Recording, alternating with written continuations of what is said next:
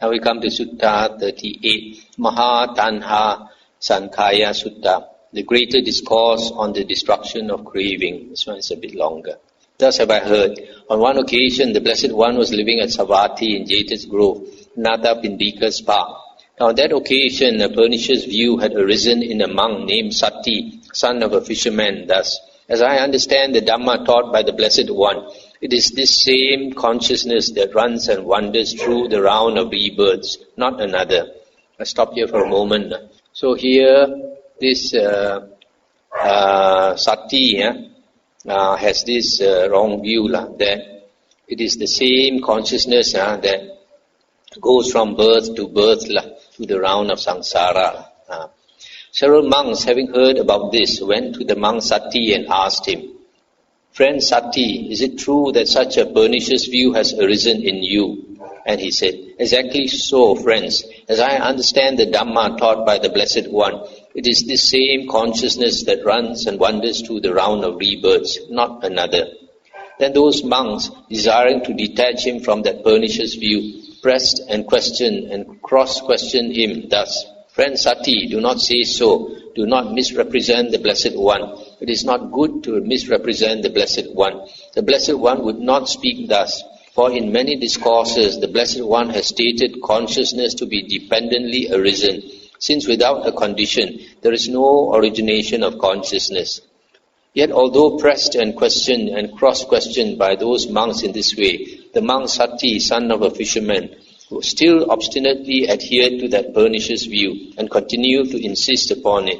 Since the monks were unable to detach him from that pernicious view, they went to the Blessed One, and after paying homage to him, they sat down at one side and told him all that had occurred, adding, "Venerable Sir, since we could not detach the monk Sati, son of a fisherman, from this pernicious view, we have reported this matter to the Blessed One." Then the Blessed One addressed a certain monk thus, "Come, monk, tell the monk Sati, son of a fisherman, in my name that the teacher calls him." "Yes, Venerable Sir," he replied. And he went to the monk Sati and told him, "The teacher calls you, friend Sati." "Yes, friend," he replied. And he went to the Blessed One, and after paying homage to him, sat down at one side. The Blessed One then asked him, "Sati, is it true that the following pernicious view has arisen in you? As I understand the Dhamma taught by the Blessed One, it is this same consciousness that runs and wanders through the round of rebirths, not another." And he said, "Exactly so, Venerable Sir. As I understand the Dhamma taught by the Blessed One, it is this same consciousness that runs and wanders through the round of rebirths, not another." And the Buddha asked him, "What is that consciousness, Sati?" And he said, "Venerable Sir, it is that which speaks and feels and experiences here and there the result of good and bad actions." And the Buddha said, "Misguided man, to whom have you ever known me to teach the Dhamma in that way? Misguided man, in many discourses have I not stated consciousness to be dependently arisen, since without a condition there is no origination of consciousness.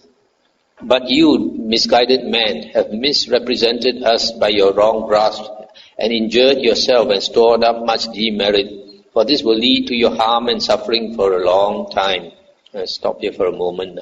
So the Buddha is saying that consciousness is dependently arisen. It arises through conditions. Then the Blessed One addressed the monks thus, "Monks, what do you think? Has this monk Sati, son of the fisherman, kindled even a spark of wisdom in this Dhamma Vinaya?" "How could he, Venerable Sir?" "No, Venerable Sir."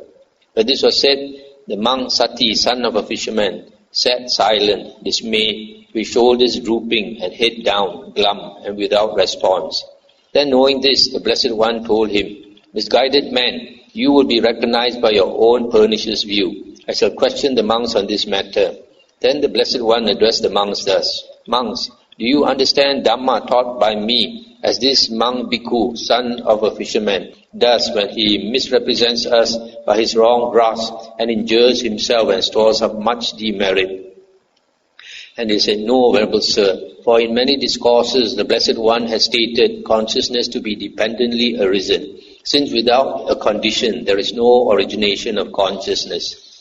And the Buddha said, "Good monks, it is good that you understand the Dhamma taught by me thus, For in many discourses I have stated consciousness to be dependently arisen, since without a condition there is no origination of consciousness. But this monk Sati, son of a fisherman, misrepresents us by his wrong grasp and injures himself and stores up much demerit, for this will lead to the harm and suffering of this misguided man for a long time. Monks, consciousness is reckoned by the particular condition dependent upon which it arises. When consciousness arises dependent on the eye and forms, it is reckoned as eye consciousness. When consciousness arises dependent on the ear and sounds, it is reckoned as ear consciousness. When consciousness arises dependent on the nose and odors, it is reckoned as nose consciousness. When consciousness arises dependent on the tongue and flavors, it is reckoned as tongue consciousness. When consciousness arises dependent on the body and tangibles, it is reckoned as body consciousness. When consciousness arises dependent on the mind and mind objects, it is reckoned as mind consciousness. Just as a fire is reckoned by the particular condition dependent on which it burns. When fire burns dependent on logs, it is reckoned as a log fire. When fire burns dependent on faggots, it is reckoned as a faggot fire. When fire burns dependent on grass, it is reckoned as a grass fire. When fire burns dependent on cow dung, it is reckoned as a cow dung fire. When fire burns dependent on chaff, it is reckoned as a chaff fire. When fire burns dependent on rubbish, it is reckoned as a rubbish fire. So too, consciousness is reckoned by the particular condition dependent on which it arises. When consciousness arises dependent on the eye and forms, it is reckoned as eye consciousness, etc., etc. So here, the Buddha is saying that consciousness, there are 6 types. Eye consciousness, ear consciousness, nose, tongue, body, mind consciousness. And these 6 consciousness, each one of them arises through conditions. For example, the eye consciousness arises because of forms coming before the eye. And the consciousness arises and when you pay attention, there's a meeting of the tree, then there is contact. So these 6 consciousness, they arise and pass away, arise and pass away, each one arising and passing away. So it is so fast, consciousness arises and passes away so fast. The Buddha says nothing works so fast as the mind, nothing is faster than the mind. So even in 1 second, we don't know how many consciousness arises and passes away. It is so extremely fast that a normal person cannot detect. So you think that consciousness is continuous, but it's not continuous. It arises and passes away, arises and passes away. Just as I gave the simile of the neon lights, the lights, one on and off, another one on and off, and it goes in a line. Then you see the line as though it's a continuous line moving. It seems like a continuous line moving, but actually it's not moving. Monks, do you see this has come to be? Yes, Venerable Sir. Monks, do you see its origination occurs with that as nutriment? Yes, Venerable Sir. Monks, do you see with the cessation of that nutriment, what has come to be is subject to cessation? Yes, Venerable Sir. I'll stop here for a moment. So this has come to be, according to the commentary, this is the 5 aggregates. 5 aggregates has come to be, and its origination occurs with condition, nutriment, and with the cessation of that nutriment, it will cease. But then another way of looking at it is also, you can say, a being has come to be. A being has come to be through conditions and through nutriment, and it will cease with the ceasing of that nutriment. Monks, does doubt arise when one is uncertain thus? Has this come to be or not? Yes, Venerable Sir. Monks, does doubt arise when one is uncertain thus? Does its origination occur with that as nutriment or not? Yes, Venerable Sir. Monks, does doubt arise when one is uncertain thus, with the cessation of that nutriment, in what has come to be subject to cessation or not? Yes, Venerable Sir. Monks, is doubt abandoned in one who sees as it actually is with proper wisdom thus? This has come to be. Yes, Venerable Sir. Monks, is doubt abandoned in one who sees as it actually is with proper wisdom thus? Its origination occurs with that as nutriment. Yes, Venerable Sir. Monks, is doubt abandoned in one who sees as it actually is with proper wisdom thus? With the cessation of that nutriment, what has come to be is subject to cessation. Yes, Venerable Sir. I'll stop here for a moment. So here the Buddha is saying, when one is uncertain, then doubt arises. But when one sees as it actually is with proper wisdom, then doubt is abandoned. Now how does one see with proper wisdom? When one's mind is clear of the five hindrances. Only when your mind is clear of the five hindrances, then you can see things as they actually are. Then doubt will be abandoned. Doubt is one of the five hindrances. When a person attains jhana, samadhi, concentration, then the mind is focused and the five hindrances fall away, and doubt is one of them. Monks, are you free from doubt here? This has come to be. Yes, Venerable Sir. Monks, are you free from doubt here? Its origination occurs with that as nutriment. Yes, Venerable Sir.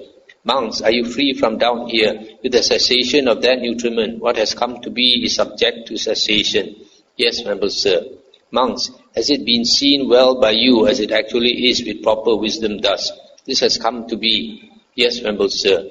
Monks, has it been seen well by you as it actually is with proper wisdom thus? Its origination occurs with that as nutriment. Yes, Venerable Sir. Monks, has it been seen well by you as it actually is with proper wisdom thus? With the cessation of that nutriment, what has come to be is subject to cessation. Yes, Venerable Sir. Stop here for a moment. So here the Buddha is asking his other monk disciples whether they are free from doubt, and they say yes to all this. That shows that the mind is free of doubt because they have attained the elimination of the five hindrances through jhana. And the Buddha said, monks, purified and bright as this view is, if you adhere to it, cherish it, treasure it, and treat it as a possession, would you then understand the Dhamma that has been taught as similar to a raft, being for the purpose of crossing over, not for the purpose of grasping? Yes, Venerable Sir. Monks, purified and bright as this view is, if you do not adhere to it, cherish it, treasure it, and treat it as a possession, would you then understand the Dhamma that has been taught as similar to a raft, being for the purpose of crossing over, not for the purpose of grasping? Yes, Venerable Sir. Stop here for a moment. So here the Buddha is saying that the purpose of the Dhamma is to help us attain liberation, not for knowledge's sake. A lot of people like to acquire a lot of knowledge, and then they want to show off that they have a lot of knowledge. But that is not the purpose. The purpose is to attain liberation. At least the lowest is Sotapanna, the first Aryan stage. Similarly, Vinaya also, not only Dhamma, Vinaya rules also are not to be grasped. It is meant to help us practice to become liberated. If you attach to it too much, we don't know what is the purpose. The purpose is to help us towards liberation. So if it does help us, then it is important. If it does not help us to attain liberation, then it is not important. Monks, there are these four kinds of nutriment for the maintenance of beings that already have come to be, and for the support of those seeking a new existence. What for? They are physical food as nutriment, gross or subtle, contact as the second, mental volition as the third, and consciousness as the fourth. I'll stop here for a moment just to explain the four nutriments, ahara.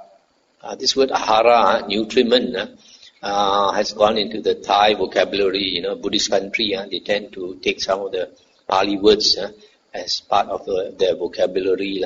So food in Thailand is called ahan. Ahan is short for ahara. Ahara, and it becomes ahan. So what are these four? The first one is physical food. Physical food we need to nourish our body. The Buddha says in some sutta that all beings need nutriment. All beings need nutriment. Even heavenly beings They have heavenly food. And hell beings also need food. Even ghosts and all that. And then contact is the second. Contact, what is contact? Nutriment. Because when there is contact at the six sense basis, then the mind starts to work. You have once you have contact at the six sense basis, for example, contact means you see an object, or you hear a sound, smell a odor, etc. So once that happens, there is contact, feeling arises, followed by perception, thinking, volition, and all that. So that is the nutriment for the mind. Mental volition is the will to live. Because of the will to live, there are some people they is a nutriment for the maintenance of life. For example, in war, some soldiers are shot, and then when they are badly wounded, some of them they just let go and die. But some who have families, when they think of their wife and their children, then they refuse to die. So their mental volition, the will to live is very strong, and they just hold on to life, and sometimes they live. Consciousness is nutriment to the being in the womb. When this egg in the womb is fertilized by the sperm, then that is the condition for consciousness to descend into the womb, and then it is a nutriment for beings seeking a new existence. So the first three is the maintenance. The first three is for maintenance of beings that have already come to be. The fourth consciousness is for the support of those seeking a new existence. These are the four nutriments. Now monks, these four kinds of nutriment have what as their source, what as their origin, from what are they born and produced. These four kinds of nutriment have craving as their source, craving as their origin. They are born and produced from craving. And it is this craving, and this craving has what as its source? Craving has feeling as its source. And this feeling has what as its source? Feeling has contact as its source. And this contact has what as its source? Contact has a sixfold base as its source. And this sixfold base has what as its source? The sixfold base has mentality, materiality as its source, Namarupa. And this mentality, materiality has what as its source? Mentality, materiality has consciousness as its source.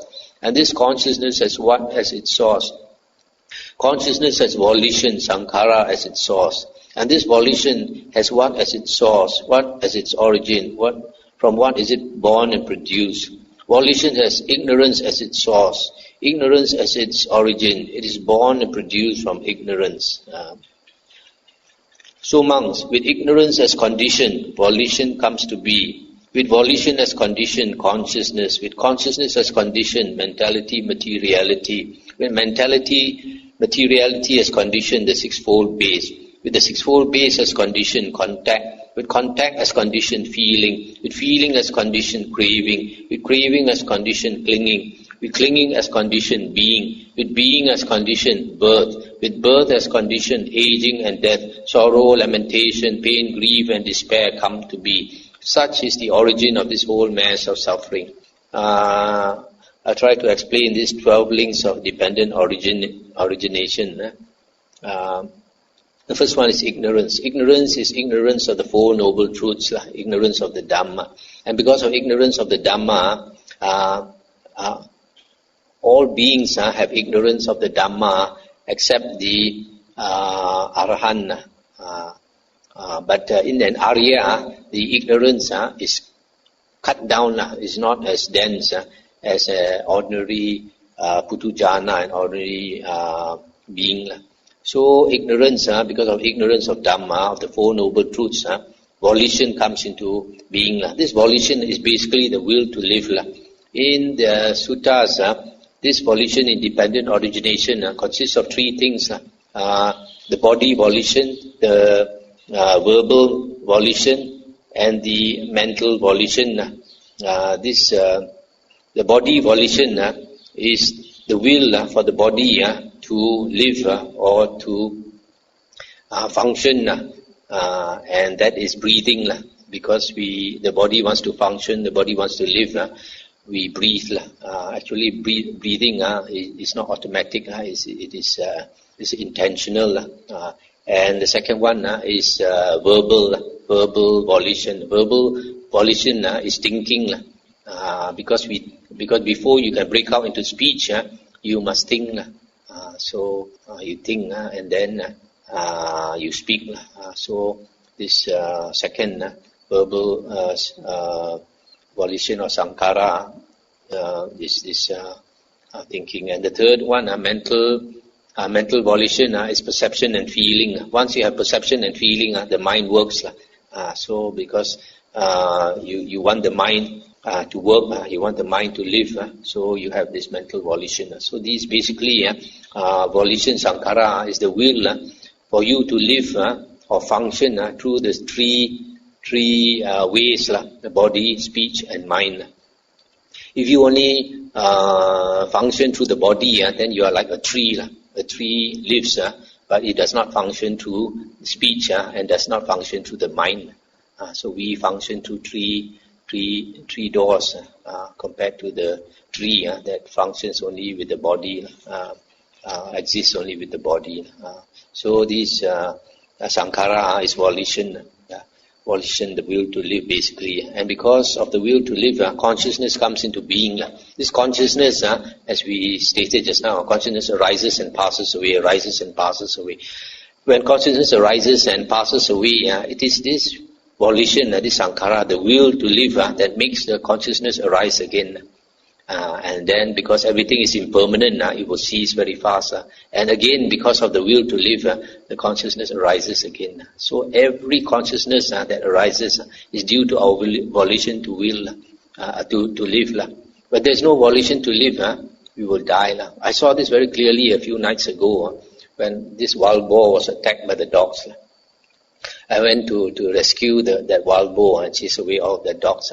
And the poor wild boar was panting there. He was bitten all over and he was struggling. He tried to get up, he couldn't get up. He tried a few times to get up, he couldn't get up. Then he realized that he was coming to an end of life. So he was breathing very hard, but suddenly he stopped breathing. Then I saw very clearly, he just let go of the will to live and he went off. So when you have this, you let go of the will to live, then only we go off. So the consciousness stops when there's this letting go of that will to live. So we have this will to live and consciousness keeps arising. And with consciousness, the counterpart of consciousness is nama rupa. In the suttas, it is stated, Vijnana and nama rupa, they are like Siamese twins. They arise together and cease together. You cannot have consciousness without this mentality, materiality. So consciousness, when you are conscious, you're always conscious of an object. So mentality, materiality is the object of consciousness. What we call phenomena. So this object is either physical or mental. That's why it's called mentality, materiality. So when consciousness and mentality, materiality arise together, then you must have the sixfold base, because this sixfold base is basically the body. Consciousness must rest in the body. So that is the sixfold base, the salayatana. You must have these six senses, six sense bases for consciousness arise. Consciousness either arises at the eye, or at the ear, or at the nose, tongue, body and mind. So this is the base for consciousness. That's why you must have the sixfold base. And then with the sixfold base as condition, then there is contact. The sense object impinges on the sixfold base, on the sense basis. So with contact as condition, feeling arises, either pleasant or unpleasant or neutral. And then when pleasant feeling arises, there is a tendency to produce craving. That is for ordinary people. So with feeling as condition, craving arises. And once you have craving, you have attachment, clinging. And then with clinging as condition, a being comes into existence. Why? Because when we enjoy something and we crave for it, you want it very much. When you want something, there is the object, there must be the subject. The subject and the object must come together. So when you attach to something very strongly, that I comes into it. I want this. I cannot do this. I cannot live without this. So that I comes, that I am comes into being. So once you have that I am, that being coming to existence, then there is birth. This you can see how the difference between, say, like a human being and a plant. A plant also has consciousness, like is conscious of sunlight. For example, it tends to go and reach for sunlight. But because it does not think, it does not have craving, so the being does not come into existence. So because we have a being, we are aware when the body arises in the world, we say we are born. You don't say the body is born, you say I am born on such and such a date. Whereas for the tree, when the tree is born, it does not think I am born. There's no concept of my birth. But because we have an I, we have the concept of my birth. So we have birth. Once you have being, then you have birth. And once you have birth, you see yourself in the world. Then you see yourself aging, sickening, dying. So it comes along with sorrow, lamentation, pain, grief and despair. All the suffering arises because you have that I and you are born into the world. Because the world is impermanent. So being impermanent, everything changes. So you must grow old, you must become sick and die. That's why the origin of the whole mass of suffering.